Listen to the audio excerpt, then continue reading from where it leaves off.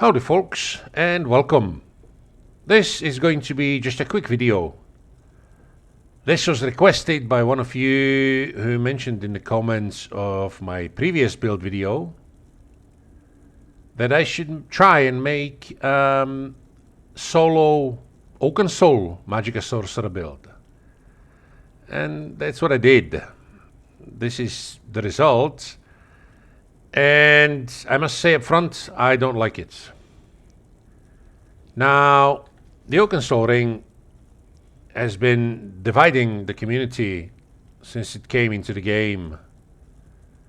Some people think it's overpowered and should never have been released in this form. And some people think it's a blessing from Zenimax. I have a good friend in this game, and he only plays one-bar builds. Has been playing them for ages because it's simple, and he likes the playstyle. So even before Oakensoul came to the game, he was playing one-bar builds, and for him, this is fantastic. All of a sudden, he's doing more damage. It's just brilliant. I belong to the second camp. I belong to the camp of people that think this is an overpowered kind of a pay-to-win item. Because if you don't pay and buy the High Isles chapter, you don't get this ring. And I'm not talking about PvE now. I know this is a PvE build video, but I want to mention this just up front, that I don't like this ring at all. Now, this was advertised as a kind of a bridge between bad or below average players and the good players. This was supposed to help to bridge the gap between them. And in PvE, yeah, that may be true. I don't use it in PvE, so I don't know, really. But in PvP, this is straight up OP. Literally. If you are a bad player in PvP, you're not going to be the 1vxing anyone all of a sudden because you're wearing Oakensoul. But if you are a good player, and you know what you're doing, this ring will make you overpowered. That's the perfect word to describe it. Overpowered. So I don't like this ring, and yeah. But let's not talk about PvP. In PvE, in my opinion, this ring is limiting me too much. Way too much. I'm still using my usual setup. 5 pieces of False God, 1 heavy slime crow, medium hexo sword legs, 2 pieces of hexo sword jewelry, hexo sword lightning staff, and maelstrom inferno staff on the back bar. The Oakensoul is, like I said, it's too limiting in my opinion, because ultimate is a must-have. Crush and shock, this is a main spammable. It's a must-have. It interrupts. So for solo content, I prefer this morph over the other one. Critical Surge is a must-have.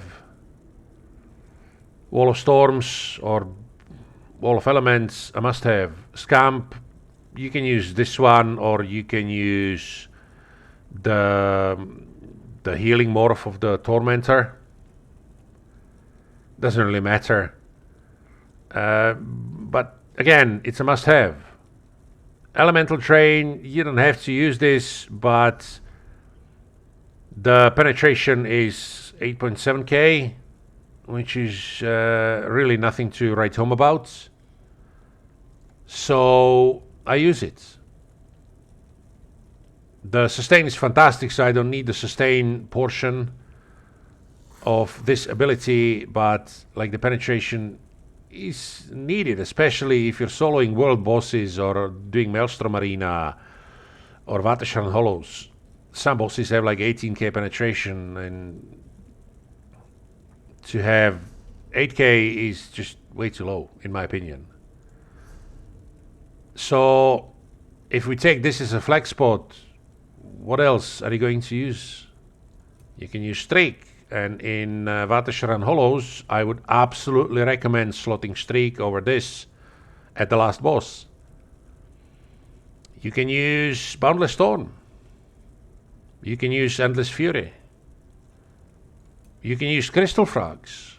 This deals tremendous amount of damage when it procs. And just by using this, you're losing so much damage.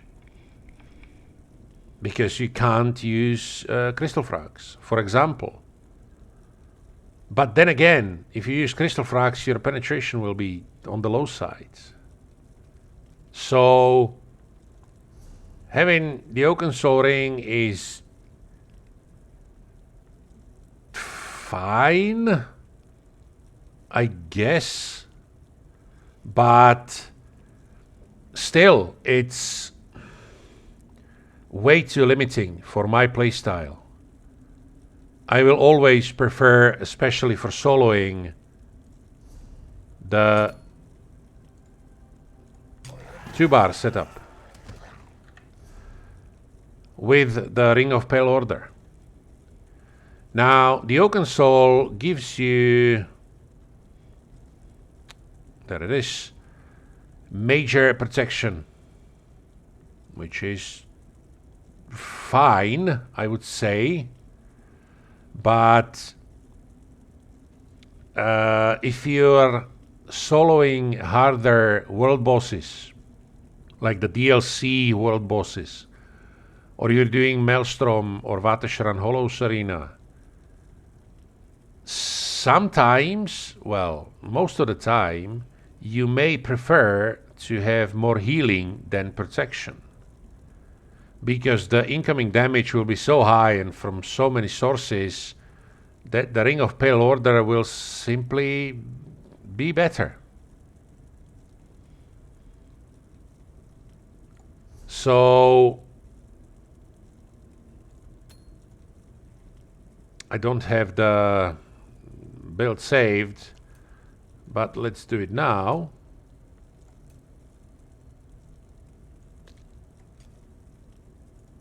So we have this, this, and this, plus the ultimates. So, hold on, my mistake. This one here. The skills that I would recommend for this particular build are Elemental Drain, Volatile Familiar, Unstable Wall of Storms, Critical Surge, Crushing Shock, and the Destruction Stuff ultimates. You can use the Storm Atronach, but sometimes you have more than one enemy. And since this is a single target, I prefer to use the Thunderous Rage ultimates, because this hits everyone within the radius. False God is, for soloing, especially in my opinion, a must-have set. I mentioned this before, you don't have to have the perfected version, you can just go to Kraglorn. There is always somebody looking for a Sunspire normal trial group, or putting such group together. You can go in and have this in no time, and this is like for soloing, there is nothing better in my opinion. Hexo Sword, as I mentioned in my previous build video, the Cheap Tricks video, this set is absolutely fantastic because, and it's especially fantastic on a 1-bar build, because this gives you practically the same shield as the Hardened Ward. But Hardened Ward is 3.4k magicka. Hexo Sword is free. And you have to cast Hardened Ward. So you have to watch your health bar. Or you have to know when there is like a big incoming hit heading your way. Hexo Sword, it's up every 7 seconds. For 6 seconds, you don't really have to worry about anything. And again, especially on a 1-bar build, since you don't have room for the Hardened Ward, I do not know a better option. Or I don't think there is a better option. That's just my opinion. There may be. But in this case, no.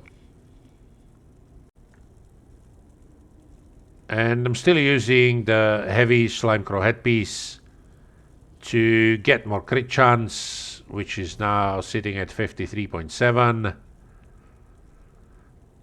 I'm still using the Thief on the Stone and either Witchmother's Potent Brew or Ghastly Eyeball. This depends on your preference. If you feel like you need more health, you can use Witchmother's.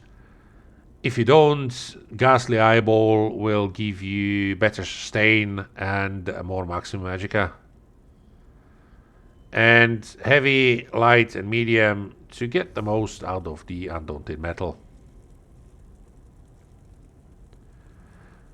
Now, I went with this build to Veteran Maelstrom Arena and tried to record the boss fights, just to give you an idea how it performs. But for whatever reason, OBS decided to not work today properly, and only one of those boss fights came out as not corrupted. Everything else was simply just not working, all the other footage. So since I cannot be bothered at the moment to go back in and re-record the boss fights, at the end of this video you'll see the second stage boss fight with the 3 Dwarven Centurions. And I thank you guys for watching, and I'll see you next time.